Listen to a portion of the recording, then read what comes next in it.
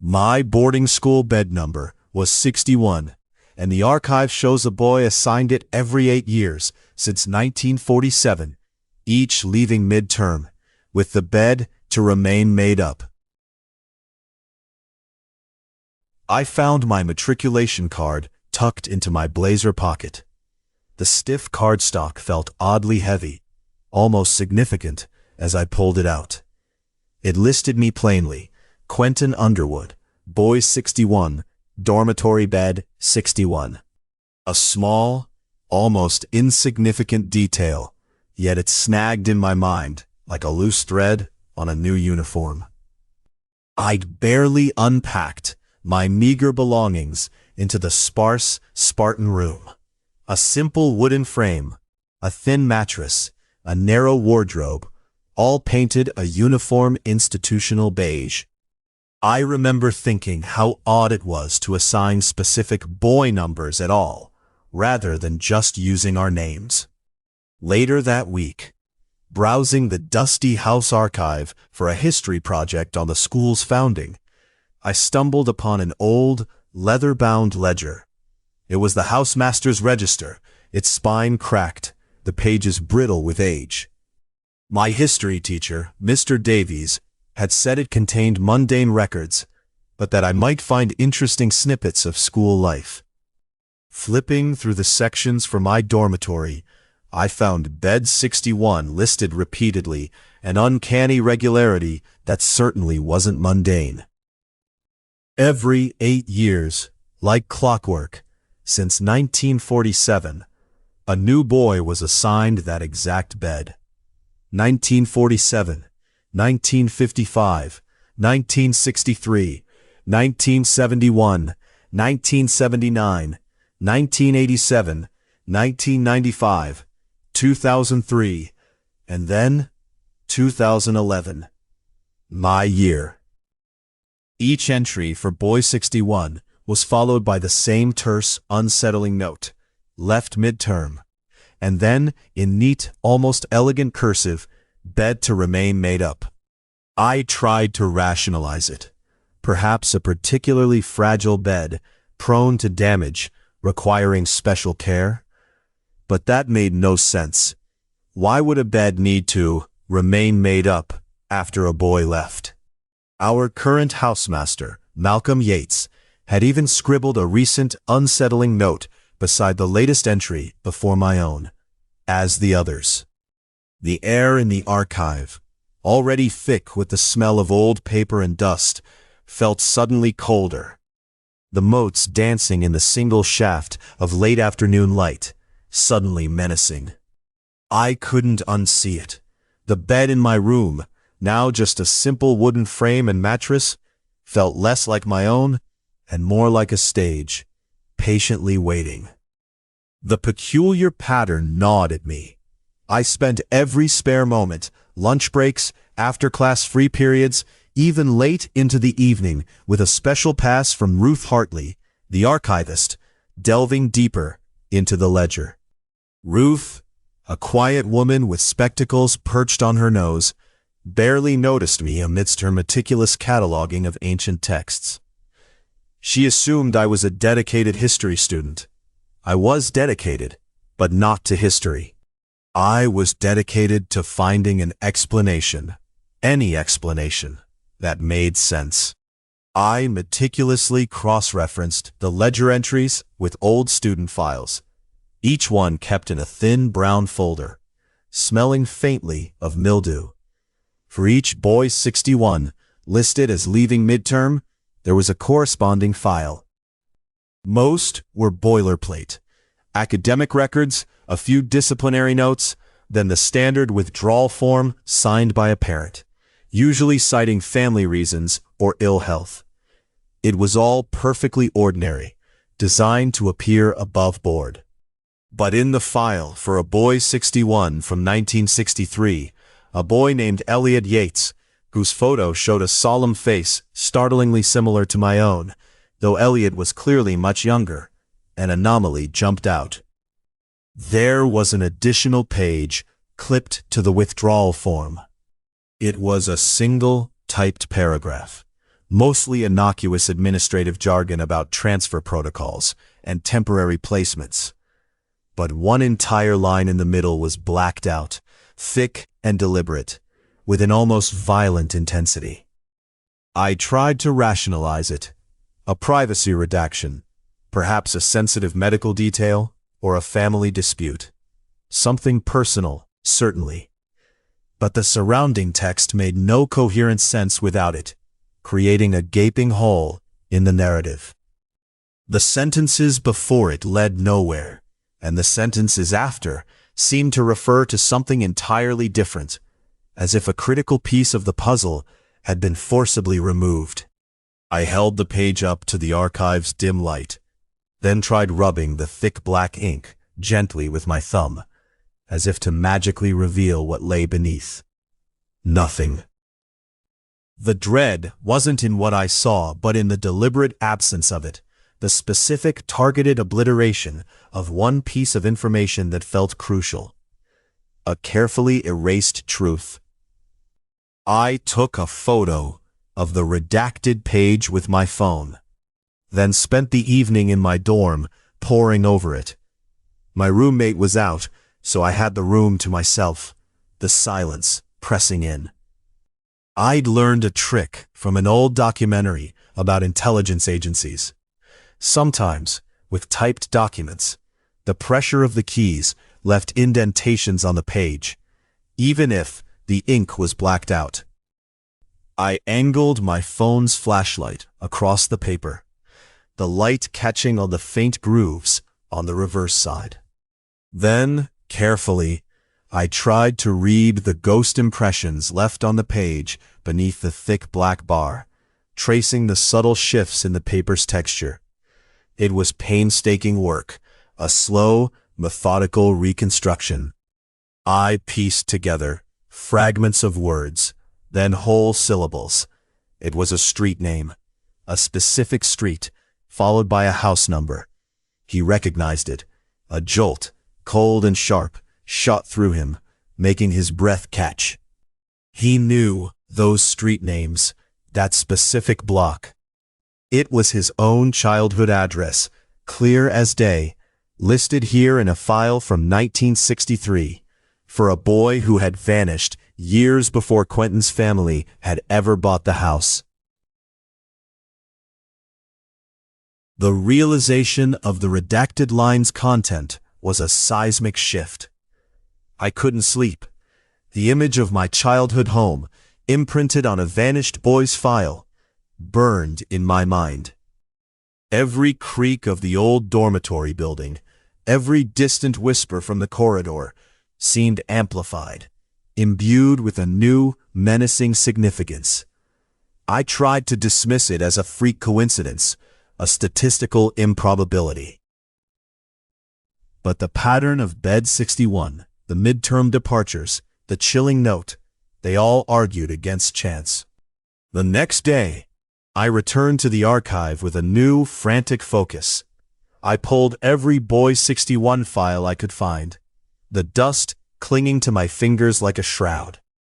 Each one, without exception, contained a similar single-paragraph addendum with a blacked-out line, always in the same position, always obscuring what felt like the core truth. The surrounding text, though varying slightly in boilerplate, consistently referred to transfer arrangements, relocation protocols, or placement services. This wasn't just a coincidence, it was a template. I noticed that the older files, pre-1970s, had a faint, almost invisible watermark of the school crest at the bottom of these addendum pages, which disappeared in later files. This wasn't an external agency's document, it was internal, generated by the school itself. This was the school's doing. I tried to ask Ruth Hartley about the transfer protocols, casually, as if for my history project. Some of the files mention these protocols, Ruth. Were students often transferred to other institutions? I watched her closely. She offered a vague, practiced response about students sometimes transferring to other specialized institutions, But her eyes darted to the clock, and she quickly found an excuse to leave the archive. Her usual placid demeanor subtly strained. "Oh, you know, these old schools had all sorts of arrangements," she said, her voice a little too bright. "But I really must check on the late deliveries, Quentin." She practically fled. I felt a prickle of unease, a cold sensation crawling up my spine.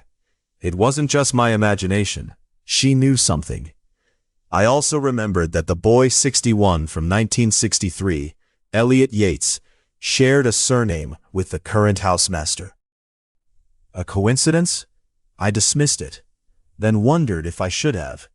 The archive, once a place of quiet discovery, now felt like a vault of terrible secrets. My digging didn't go unnoticed for long. One afternoon, I returned to my dorm to find my desk meticulously tidied. My history textbook was closed, precisely aligned with the edge of the desk. My notes, which I'd left splayed open on the redacted line, were neatly stacked and placed inside a folder. Nothing was missing, nothing disturbed, but the message was clear. Someone had been in my room, seen my research, and tidied it away. The intrusion left a lingering chill, far colder than any draft. It wasn't a fellow student. No one would be that precise or that interested. My skin crawled with the quiet certainty of surveillance. The next day, Housemaster Yates called me to his office. I knew what it was about before he even spoke. Yates sat behind his large mahogany desk, hands clasped, a faint, almost paternal smile on his face. The office was warm, smelled of old wood and pipe tobacco, a contrast to the archive's chill, but the warmth felt oppressive, suffocating. "Quentin, I understand you've developed quite an interest in the school's history, specifically our archival records." His tone was mild, almost chiding, but his eyes, a pale, unsettling blue, held an unreadable depth. They didn't smile like his lips did. "It's commendable, a keen mind. But perhaps, for a new boy, it's best to focus on the present, wouldn't you say? The past can be complicated, and some records are best left undisturbed." He didn't raise his voice, didn't threaten, but the implication hung heavy in the air, a silent, suffocating warning. The quiet click of his pen as he set it down on a pristine blotter seemed to punctuate the silence. I felt a cold knot tighten in my stomach. I wasn't just investigating. I was being watched, and the person watching knew exactly what I was looking for. The veiled warning from Yates only fueled my resolve. The housemaster's quiet intensity confirmed my suspicions. He wasn't just trying to protect the school's reputation. He was protecting something far older, far darker. I scoured the oldest Boy 61 file from 1947, finding a small, overlooked detail. A handwritten code at the bottom of the redacted page, almost like an old library call number, but specific to a wing of the school that had been demolished in the 1980s. Quentin knew, from his research, that this wing housed the original headmaster's office and a small private chapel. Why would a file from 1947 refer to a chapel wing that was gone? It had to be a reference to something that survived the demolition, something underneath. I waited until late at night, after lights out, when the dorm was silent, save for the soft snores of other boys and the rhythmic ticking of the old clock in the common room. I slipped out of bed 61, down the silent corridors, my heart hammering against my ribs, each beat a drum in the oppressive quiet. I went to the site of the old wing, Now just a manicured lawn, the grass dew-slicked under the pale moonlight. But I found what I was looking for, a small, almost invisible maintenance hatch leading to old utility tunnels beneath, cleverly disguised by overgrown ivy. It was exactly where the old chapel foundation would have been. Armed with my phone flashlight, its beam cutting through the oppressive darkness, I navigated the dusty, forgotten passages, the air thick with the smell of damp earth and decay. Cobwebs brushed my face, and the distant drip of water echoed like a heartbeat. I found a small, bricked-up room, clearly once part of the old chapel's foundation, hidden behind a crumbling wall. It felt colder here, the air heavy and still. Inside, there was a single, heavy oak chest, bound with rusted iron straps. It looked ancient, undisturbed for decades.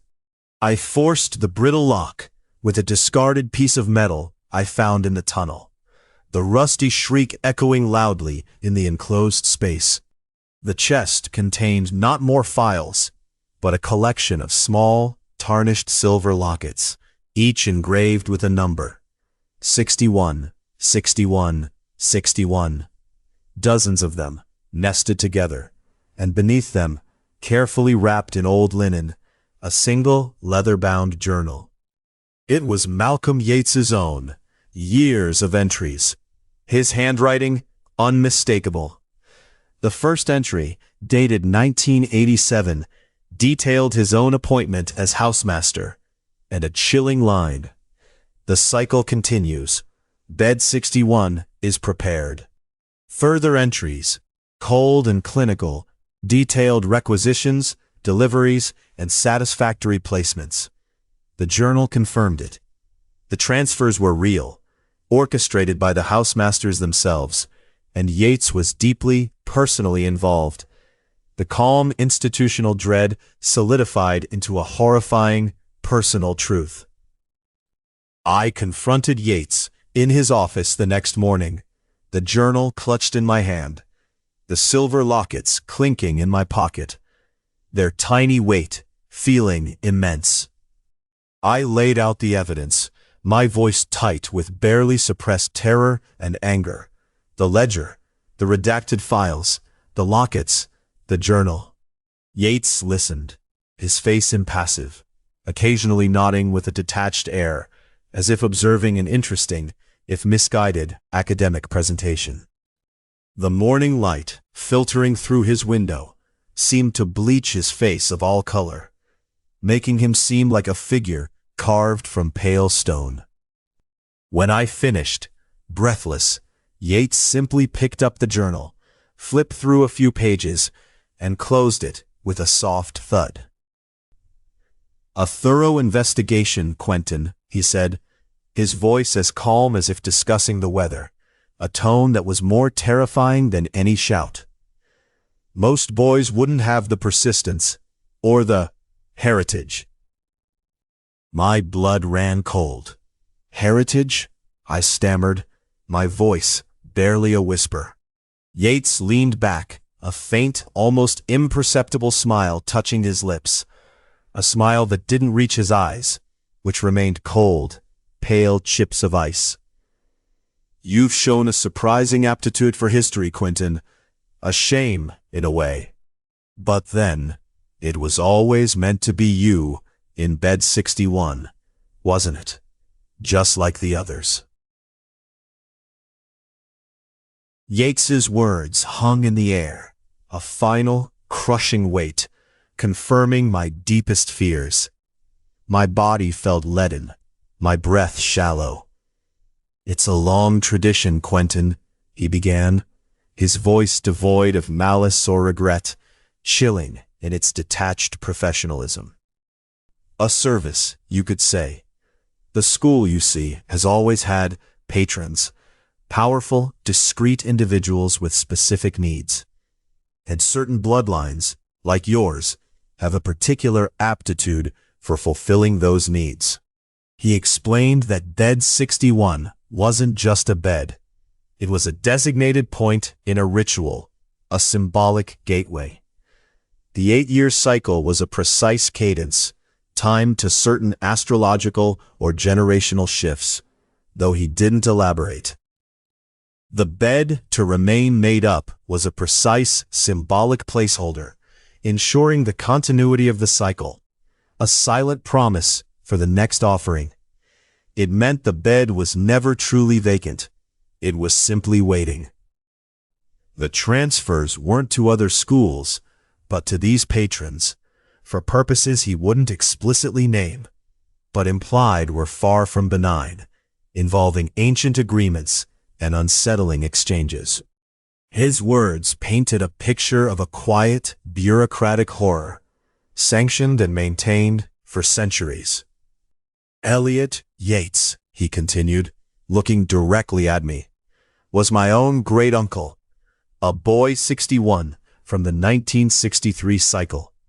His transfer was successful.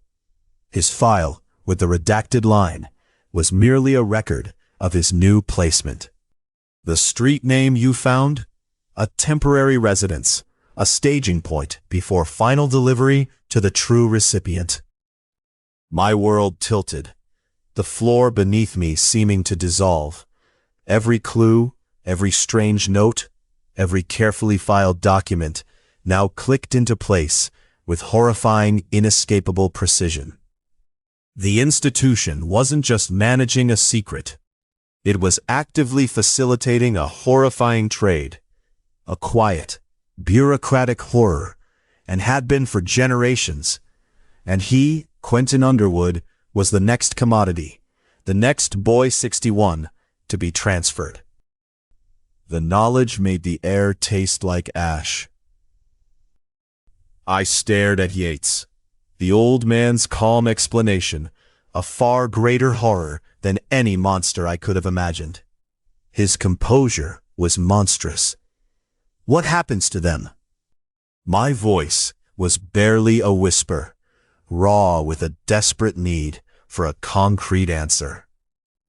Yates simply shrugged, a slight, almost dismissive gesture. They fulfill their purpose. They become useful. You have two choices, Quentin. Accept your heritage, your destiny, as so many boy 61s have before you, or resist and face the consequences. The patrons are not accustomed to disappointment. The way he said useful sent a shiver down my spine that had nothing to do with the chill in the room. I felt a surge of cold terror, then a defiant spark, a burning refusal. I wouldn't be useful. I wouldn't be transferred. I lunged for the door, my mind fixed on escape, but Yates was quicker than he looked, blocking the exit with surprising agility, his pale eyes suddenly sharp, no longer detached. There's nowhere to run, Quentin. You're already within the system. Your family has been for generations. I didn't listen. I shoved Yates aside, feeling the old man's surprisingly strong grip briefly on my arm, a grip that felt like ancient iron. I burst out of the office, down the silent corridor, the words, "It was always meant to be you," echoing in my ears, chasing me. I ran, not towards my dorm, not towards the school gates, which I knew would be locked, but towards the hidden utility tunnel beneath the old chapel, the only way out that Yates hadn't explicitly mentioned. I could hear Yates's calm, measured voice calling my name from the office. Quentin, Quentin, a predator patiently tracking its prey, certain of its catch. I scrambled into the dark, musty tunnel, the metallic tang of old earth filling my lungs, the darkness a welcome, albeit terrifying, embrace. I was out, for now, but the knowledge of the centuries-old mechanism, the calm, bureaucratic horror, was now burned into my very soul. I was free, but irrevocably marked, a ghost in my own life. I never returned to the school. My parents received a terse letter informing them of my midterm withdrawal, citing personal reasons. They were distraught, confused by my sudden disappearance and refusal to explain, only able to grasp that I was safe somewhere. The school quietly closed the file on Boy 61, Quentin Underwood, and in the housemaster's register, a new note was added beside his name, "Bed to remain made up." Malcolm Yates continued his duties, his calm demeanor undisturbed, his pale eyes scanning the new matriculation lists. Ruth Hartley, the archivist, noticed a new meticulous order to the Boy 61 files, a certain recent review of the older documents. The cycle, it seemed, was already preparing for its next iteration, a quiet, inexorable turning of the institutional wheel. I now live hundreds of miles away, under a different name, constantly looking over my shoulder. Every shadow seems to hold a watchful eye, every unfamiliar face a potential agent of the patrons. I carry the weight of what I uncovered, the horrifying coherence of it all, the knowledge that the world contains such quiet, organized malevolence. I read local news for any mention of strange disappearances, any school scandal, any whisper that might hint at the continuation of the transfer program. I keep my phone close, the blurry photo of the redacted line, a constant, chilling reminder of the truth. He never fully sleeps, forever listening for the faint, distant echo of a housemaster's calm voice, or the whisper of a bed being made up, waiting.